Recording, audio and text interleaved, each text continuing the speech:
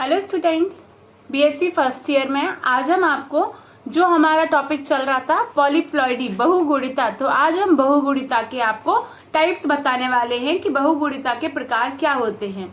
ठीक है, तो कितने प्रकार का जो मैंने पॉलीप्लॉइडी बताया था, आपको बताया था कि क्रोमोसोम्स जो थे, गुणसूत्रों की संख्या, जो क्रोमोसोम्स की संख्या 2 या 2x मतलब x की संख्या 2 से अधिक होने की संख्या ही क्या कहलाती है, n नंबर की, या फिर हम कह सकते हैं x क्रोमोसोम्स की संख्या में बढ़ोतरी या फिर 2n से ज्यादा होने की संख्या ही बहुगुणिता थी, जिसमें 2x से अधिक संख्या हो जा रही थी। ठीक है, तो वही क्या थी, आपकी पॉलीप्लॉइडी थी। तो अब हम पॉलीप्लॉइडी के बारे में बता रहे हैं कि पॉलीप्लॉइडी कितने प्रकार की होती है, बहुगुणिता के प्रकार। ठीक है, जिसमें कायिक परिवर्तन, वेजिटेटिव अर्धसूत्री विभाजन, शारीरिक कोशिकाएं, जाइगोट, प्रथम विभाजन, तो ये सारी अवस्थाएं भी इसके अंतर्गत होती हैं। लेकिन जिसमें हम सीधे डायरेक्ट अपने बहुगुणिता के प्रकार पर आते हैं, तो ये पॉलीप्लॉइडी दो प्रकार की होती है। एक ऑटोप्लॉइडी जिसे स्वबहुगुणिता कहते हैं, दूसरा होता है पर बहुगुणिता जिसे हम एलोप्लॉइडी कहते हैं। क्या कहते हैं, स्वबहुगुणिता और पर बहुगुणिता दो प्रकार की होती है, ऑटो और एलोप्लॉइडी। ये सामान्य प्रकार की होती है, ये असामान्य प्रकार की भी होती है। स्वबहुगुणिता सामान्य और एलोप्लॉइडी पर बहुगुणिता असामान्य प्रकार की होती है। अब हम बात करते हैं ऑटोप्लॉइडी के बारे में। ये स्वबहुगुणिता होती क्या है। इस प्रकार के पॉलीप्लॉइड्स में क्रोमोसोम्स के मूल सेट का गुणन पाया जाता है। क्रोमोसोम्स होते हैं, उनके मूल सेट का गुणन, मल्टीपल्स इसमें गुणन पाया जाता है। ठीक है, और जैसे किसी द्विगुणित पौधे में, फॉर एग्जाम्पल आप ध्यान से सुनिए, जैसे किसी द्विगुणित पौधे में क्रोमोसोम्स के दो समान सेट्स होते हैं। ठीक, मान लीजिए सपोज कैपिटल ए, ठीक है, जो जीनोम कहलाते हैं, क्योंकि जब भी समान होते हैं वो एक दूसरे के जीनोम कहलाते हैं। अतः ऑटो ट्रिप्लॉइड पौधे में, ट्रिप्लॉइड हमने कल आपको बताया ट्रिप्लॉइड 3x वाला, तो ऑटो ट्रिप्लॉइड पौधे में 3 समान जीनोम्स, जैसे ए कैपिटल ए 3 ए हो गए। ठीक है, और ऐसे ही ऑटो टेट्राप्लॉइड में 4 हो जाएंगे, तो ए जीनोम्स उपस्थित होंगे। जैसा कि चित्र में भी अपन दर्शा सकते हैं, आप चाहो तो चित्र में लिख के भी शो कर सकते हैं इस चीज को। ठीक है, इसका निर्माण जीवधारियों में गुणसूत्रों के सेट्स के बहुगुणन के कारण होता है। किन्हीं पौधों में ट्रिप्लॉइडी पाई जाती है। ट्रिपल में पौधों के युग्मन सामान्य नहीं होते, अतः ये बंद होते हैं। कैसे होते हैं, स्टेराइल होते हैं। ठीक है, सन 1908 में सर्वप्रथम डी ब्रिज ने ओइनोथेरा में ट्रिप्लॉइडी का अध्ययन किया तथा उन्होंने बताया, इसी प्रकार से धान में किया, धान में और बाजरा में ट्रिप्लॉइडी का महत्व उन्होंने बताया। ठीक है, प्राय ट्रिप्लॉइड पौधों में अधिक पत्तियां पाई जाती हैं। उनका कहना है कि जो ट्रिप्लॉइडी प्लांट्स होते हैं उनमें कुछ तो डिफरेंट कैरेक्टर्स होंगे, 2x से ज्यादा हैं, ट्रिप्लॉइड हैं, तो कुछ तो डिफरेंट है। डिफरेंट में क्या है, इसमें ट्रिप्लॉइड में कि इनकी पत्तियां कैसी हैं, सामान्य ना होकर कुछ ज्यादा लीव्स इसमें पाई जाती हैं, अधिक पत्तियां पाई जाती हैं। और ये पौधे प्रबल एवं बहुवर्षीय होते हैं। कैसे होते हैं, प्रबल होते हैं, स्टेबल होते हैं, मतलब हम और वैगोरियस होते हैं और बहुवर्षीय होते हैं। इनके पुष्पों में के कम विकास होता है, पुष्पों में फ्लावर थोड़े से कम विकसित होंगे। ठीक है, इनके पुष्पों में कम विकास के साथ साथ अतः पौधों जैसे केला, अंगूर, सेब, ठीक है, आदि में ट्रिप्लॉइडी अधिक महत्वपूर्ण मानी जाती है। ठीक है, तो ये सूत्री विभाजन द्विगुणित पौधों की तरह होता है, जिसे प्रोफेज प्रावस्था के आरंभ से 3 केंद्रकीय बनती हैं। ठीक है, अर्धसूत्री विभाजन की टाइकाइनेसिस की प्रावस्था में यहाँ पर ट्राइवेलेंट का निर्माण होता है, क्योंकि ट्राइवेलेंट है 3 का।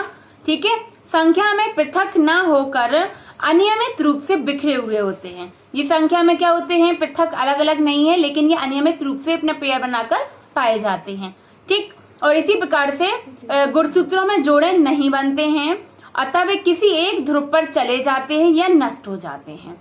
क्योंकि जब विभाजन होता है, आपको पता है समसूत्री अर्धसूत्री विभाजन के समय क्या होता है, जब गुणसूत्र और क्रोमोसोम डिवाइड होते हैं, केंद्रक डिवाइड बनता है, तो क्रोमोसोम्स ऊपर की ओर, कुछ ऊपरी पोल की ओर, ध्रुव की ओर, तथा कुछ नीचे की ओर, पोल की ओर बढ़ जाते हैं और इसी प्रकार से विभाजन हो जाता था, 1 से 2 बन जाते थे जोड़े, तो चले जाते या नष्ट हो जाते ट्रिप्लॉइड के स्वयं निषेचन द्वारा बाइसोमिक, ट्राइसोमिक अथवा टेट्रासोमिक प्राप्त होते हैं।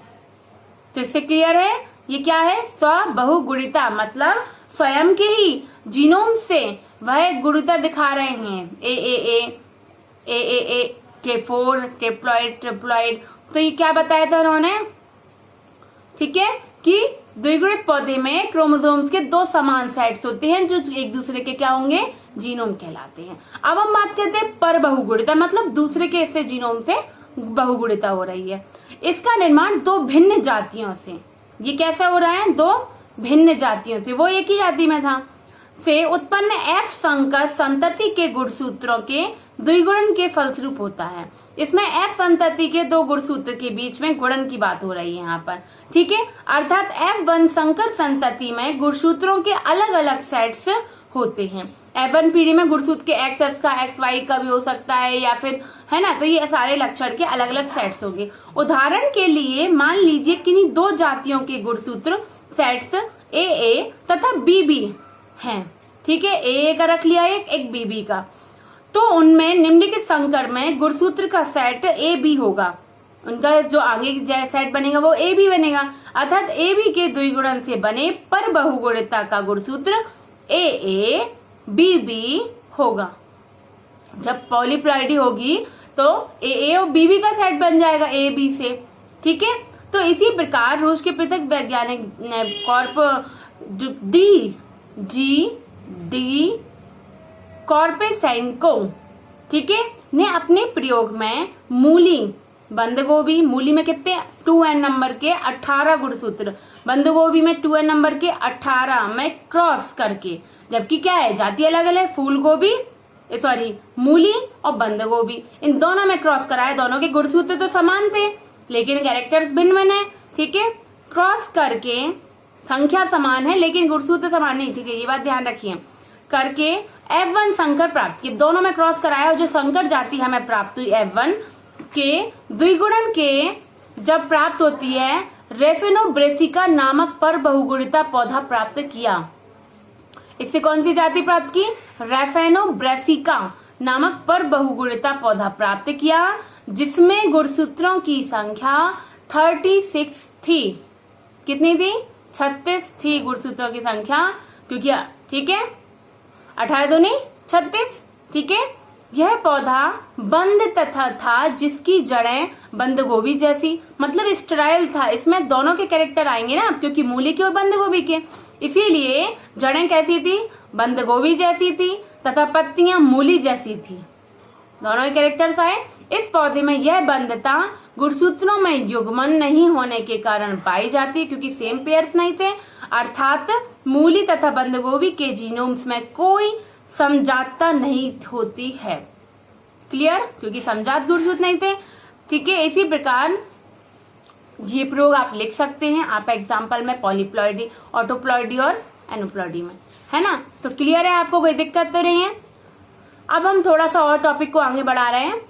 F1 संकर संततियों में कुछ फर्टाइल पौधे भी पाए जाते हैं, मतलब इसी में कुछ फर्टाइल, क्योंकि आपने क्रॉस कराया, आपको 12th में सिखाया होगा क्रॉस, हम लोगों ने कॉलेज में भी बताया आपको, जब क्रॉस कराते हैं तो संकर पौधे भी बनते हैं, संकर के साथ कुछ A B का अच्छी जातियां भी और कुछ डिफरेंट जाति भी बनती हैं। तो जो उससे फर्टाइल पौधे पाए जाते हैं, इन पौधों के कोशिका विज्ञान के अध्ययन से ज्ञात होता है कि इन फर्टाइल पौधों में गुणसूत्रों की संख्या 36 होती है, जो 18 वाइलैंड्स के 2 सेट्स में विन्यस्त होकर प्रदर्शित करती हैं।